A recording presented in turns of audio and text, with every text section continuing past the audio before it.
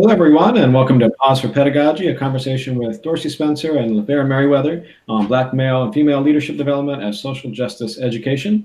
My name is Dan Jenkins, and I'm Chair and Associate Professor of Leadership and Organizational Studies at the University of Southern Maine and co-editor of Pause for Pedagogy. So the International Leadership Association and I are thrilled to welcome Dorsey and LaFarin to our latest conversation in the Pause for Pedagogy series. So welcome. Thank you. Hello, everyone. Yeah, thanks for being here. And I would love if you all would just start by introducing yourselves, sharing a little bit about what you do at Florida State. Well, my name is LaFarin Meriwether.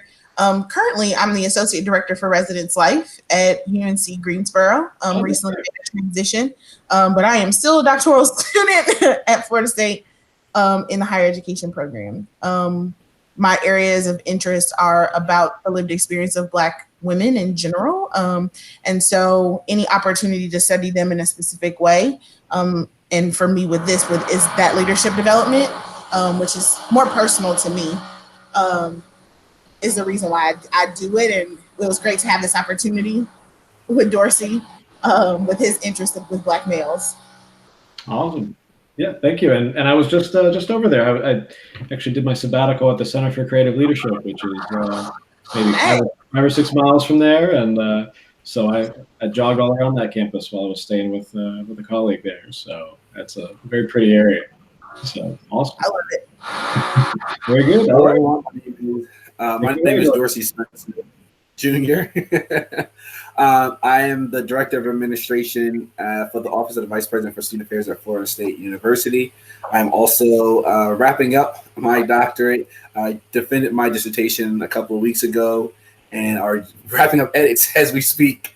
So I'm pretty much done with that at this point. But my research interests focus on leadership and identity, specifically on the leadership development, identity development of Black men, but Black people in general. I think a lot of times we are missing from the conversation, and my lived experiences tell me that we have a lot to offer to the leadership world and leadership studies.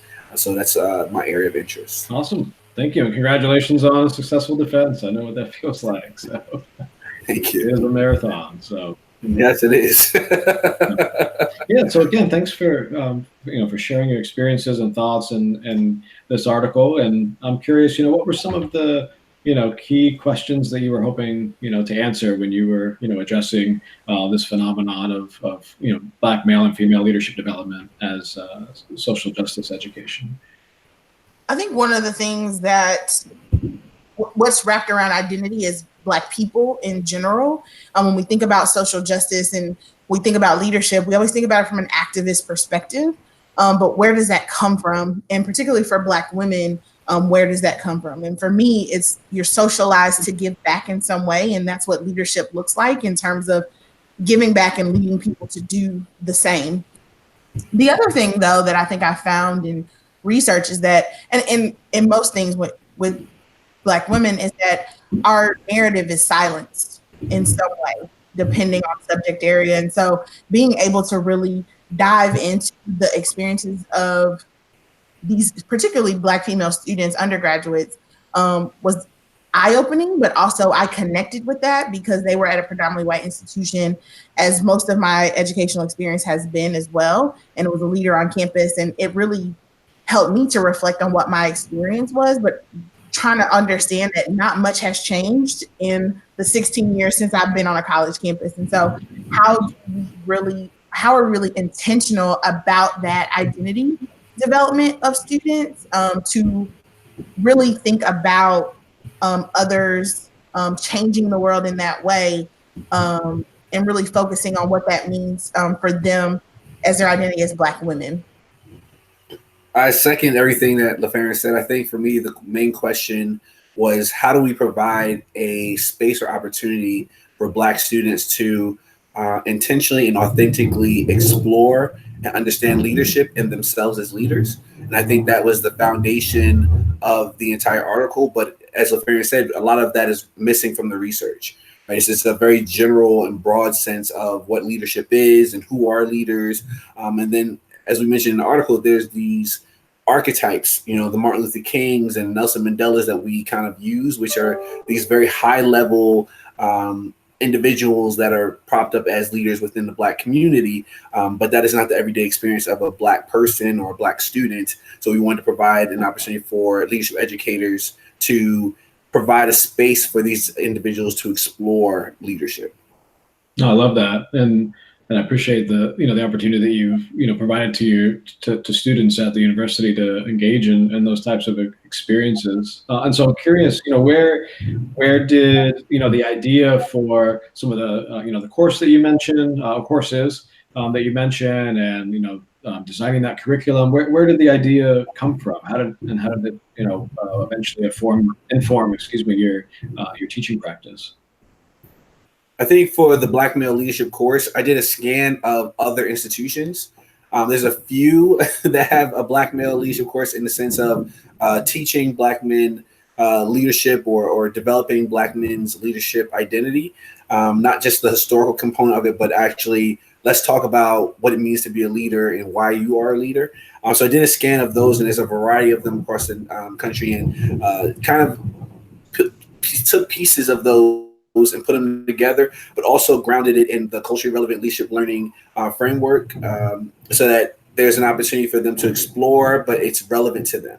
So the books we use, all those things, the assignments are very relevant to those individuals and very personalized for those individuals. So for me, it was looking at what was already out there, seeing what students thought about other leadership courses that they've had, and then the opportunity to expose. The research tells about exposing the students to leaders, to other people that look like them, that are leaders, that they can connect with, that they can be mentored by, that they can see, in order to enhance their opportunity of, let me see what this leadership thing is really about. It's not that it's some unattainable idea or person, it's me. And I just have to be able to adapt my resources and tools and who I am in order to make that make myself efficient in different situations as a leader. Yeah, it's very interesting. LaFarin, anything you would add? No, definitely. So even with interviews that I've done with Black female students, one of the things for them was something that was intentionally designed for them to explore leadership as it related to them and how they identified. And to his point, using the culturally relevant leadership learning model, it focuses on who am I able to do this, and where, like, do I believe that I can do this? And so for our students, like, really delving into that me work has been important, but it's also been important that those who are engaged in the me work with them understand that their experience may be different than majority population in terms of how they identify as leaders or how they define leadership. And that's the other thing too, right? So we battle against definition and how people define certain things. And culturally, we just see things differently, but similarly, but it just looks like we just define it different. And so it was really helpful for students to be able to see, this is leadership. Oh, wow, I do this, I engage in this, right? But that, because they don't necessarily see a lot of Black leaders, whatever that means or whatever that looks like, and you have to be intentional about putting that in front of students. The other part is making sure that our leadership educators are ethnically different, because our students notice it. One of the young women who I spoke with, she found it more valid. She didn't find her classes as valid as she thought they could be because no one who taught her about leadership looked like her. Right. All her experiences with those who did were outside of the classroom, those who had taken time to invest in her in some way. And I think from another standpoint, in my research and my dissertation, a lot of the men said that the leadership courses were very foundational for them. Granted, most of them had not taken the Black Male Leadership course with me. Majority of them had just taken leadership courses, but that foundational information enhanced their capacity as leaders. So they understood what leadership was, what it looked like, and how it related to them. And then they were provided the opportunity to apply that in their lives in a variety of ways depending on what the situation was, whether it was a sports team, a student organization, or their personal life and lived experiences.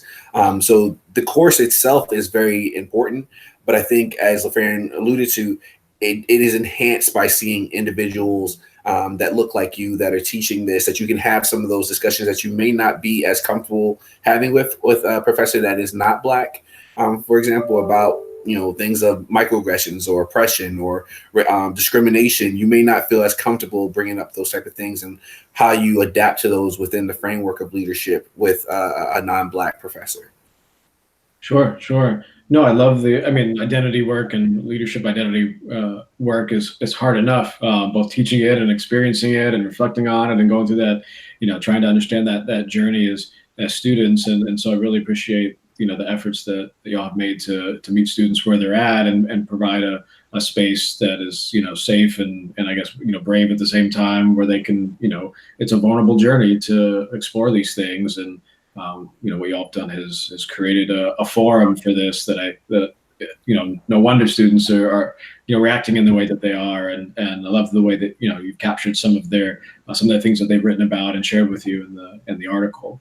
So you talked a little bit about the the intentionality behind putting together this curriculum, which I appreciate, and I'm curious what were some of the major learning outcomes for the course, some of these experiences, and how did you assess whether those outcomes were even met? So for the Black Male Leadership course, some of the outcomes were just, one, understanding leadership. So we provided them with a variety of definitions for leadership, but also a variety of types of leadership, so that they have an idea of, this is what authoritative leadership looks like. This is what these different types of leadership look like based off of the canon, right? The canon says all these things are leadership, and then having them connect that to someone that is, in this particular case, someone that's Black. Tell me what Black leader that shows this type of leadership. The other part of it is, what does leadership look like in Black communities, right? What does leadership mean to you as a Black person? So those are the key outcomes. Are there societal things that influence leadership or Black leadership? So we explore all of these things within the coursework, and how it's assessed is mainly through, a lot of the assignments are reflective. So they have a variety of papers and projects at which they have the opportunity to talk about their own experiences, particularly related to the class. So you usually will see at the very beginning, they have a very general reflection paper, which is kind of like a regurgitation, I guess, of the information that they've learned in the class. And then towards the end, they have an opportunity to tie it all together in reference to a person that they have selected as a Black male leader. So that is where you start to see them use the terminology. That's where you start to see them reflect more deeply about what it means to be a leader and how they are a leader and why they selected this individual. So I guess that gives you the best range of the achievement of the individual during the coursework. Of, you have this first paper, and then they do several other projects and papers throughout, and then you have this final paper where they not only write the paper, but they also present on, this is why this person is a leader, and based off of this experiences. And sometimes they will, or most times they refer to people who've come into the class, or ideas that we've talked about in the coursework. So that's the way, in my opinion, the best way for us to assess their learning within the course. Great, thank you. Yeah, LaFarin, anything you would add? I totally agree. No, that's very, very thorough and very thoughtful. I mean, there's so much, even if it's just a short, I don't know if we'll call it longitudinal, but just having those different touch points across a semester, our students grow sometimes at an exponential pace that we can't really even fathom because of all the their environment and the different things that they're trying out, different organizations, or getting that first or second job. Maybe they're starting a career in the middle of college. Who knows what they're up to with the various extracurricular and curricular opportunities, field work, internships, and there's so much to explore and write about, and so much can occur. And I've noticed from assignments that I've done in my classes that just having them those touch points even 3-4 times in a semester, and then reflect at the end, so much happens, and they're trying out different things, and they're talking about their behaviors and risks that they took, and it's experiential learning, on steroids. Mhm. Mhm. So, Yeah, I agree with that completely. It's definitely experiential learning, and they pull in a lot of different things outside of the classroom into their papers.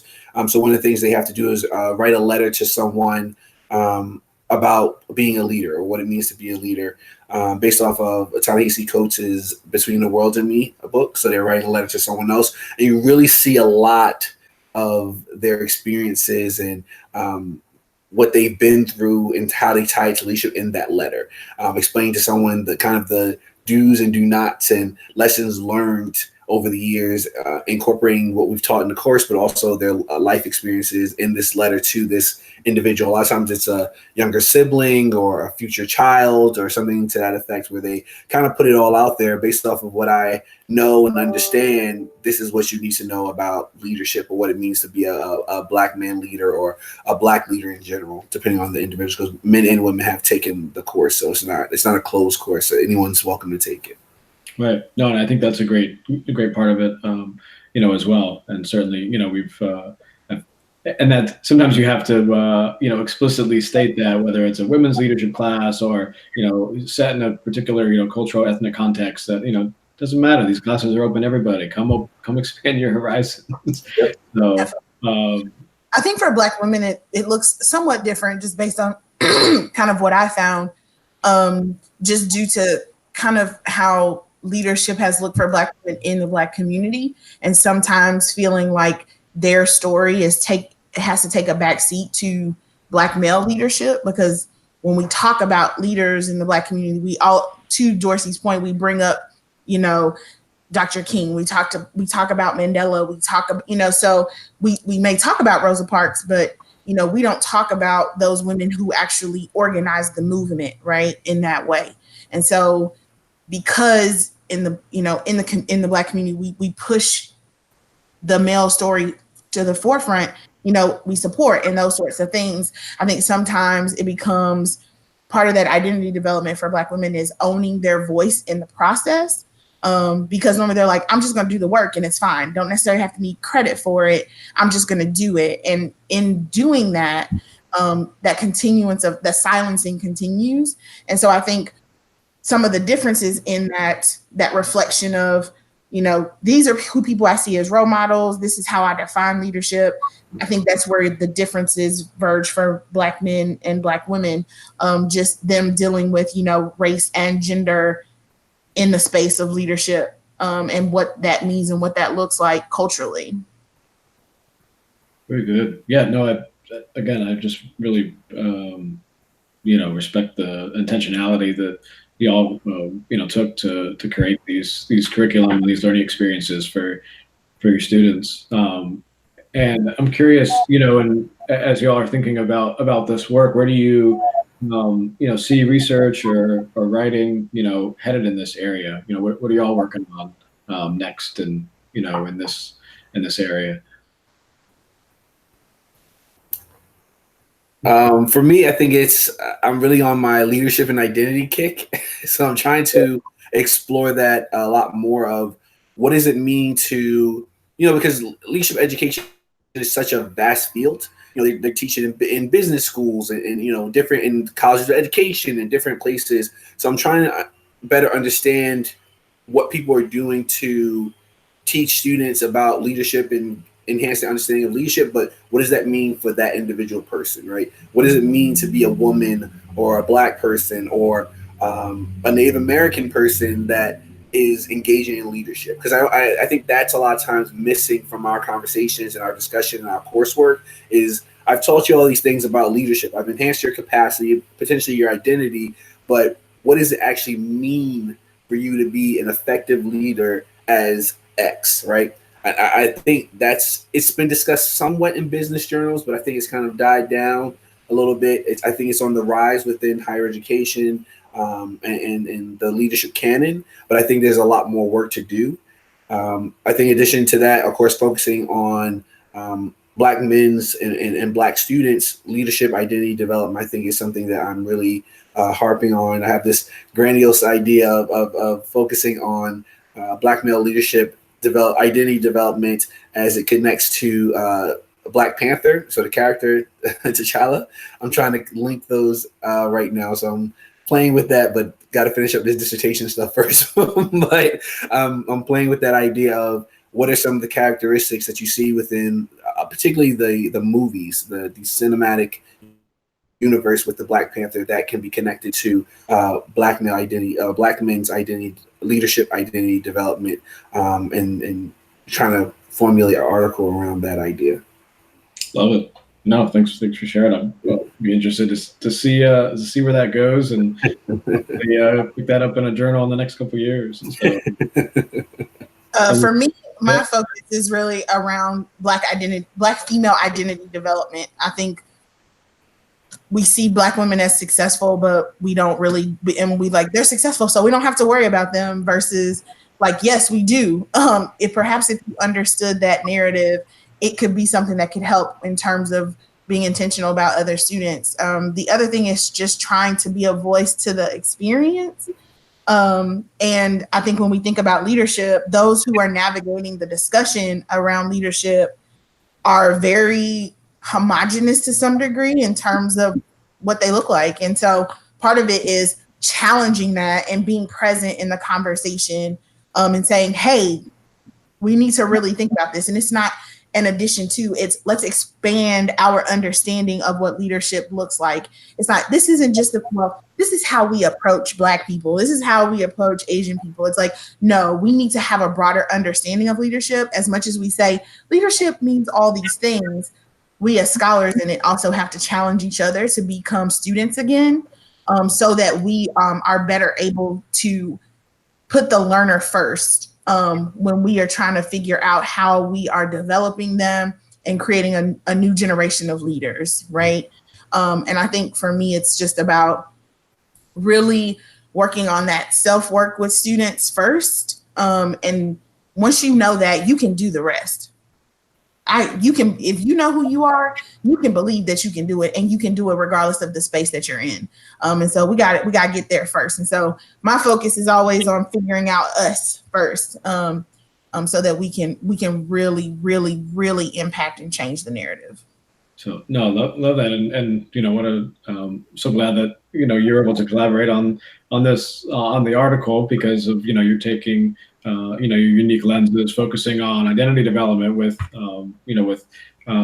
Black leaders, but specifically the female lens and the male lens, and bringing that together. And it certainly shows in what y'all wrote and what you've shared today. And anything else that you think you'd like to share, or that our viewers would learn from?